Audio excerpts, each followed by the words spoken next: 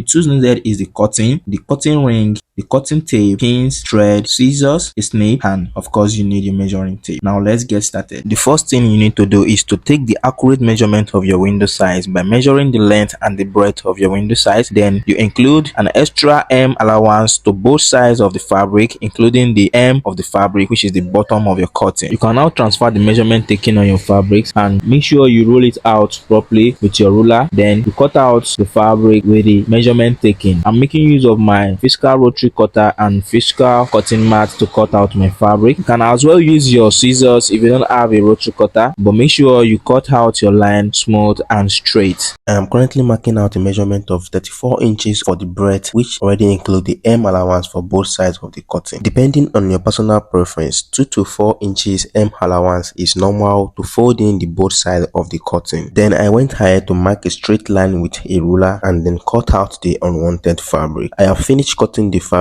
and now it is time to proceed with fixing the cutting tape. I began by placing the cutting tape near the top left corner of the fabric, leaving a ½ inch space and then pin it down along the top edge. I prefer using pins, but you can also use clip if you find them helpful, but both methods serve the same purpose effectively. After that, I folded the fabric over twice and proceeded to pin along the top edges to securely fasten the cutting tape. After I am done pinning, it's time to give it a nice straight stitch. Now I move over to my sewing machine to stitch the top edge of the cutting. Make sure you reinforce your stitch at the beginning and don't forget to unpin those pins while you're sewing, and at the end of your sewing make sure you reinforce the stitches as well. I folded the side of the cutting and the bottom, then I sew. Don't forget you can fold each side with 2 to 4 inches hem allowance depending on your personal preference. Now it is time to fix the cutting ring, which is also known as grommet. You have to be very careful when doing this. I am spacing out the markings for the rings by 1½ inches from the side and 1 inches from the top, with a 5 inches space between each grommet. I use the grommet to trace around the circle. Do this for each grommet and then carefully cut out each circle. I place the raised center of the grommet bottom piece in the hole just like this. Then I position the other half of the grommet over the center. Then I use my hand to press down and close the grommet. That is all. Slide the cutting under the cutting rod and you are all set. Thank you for watching this video. Please don't forget to like, subscribe and share this video if you find any value in it. If you want to see my other videos, check the link in the description below.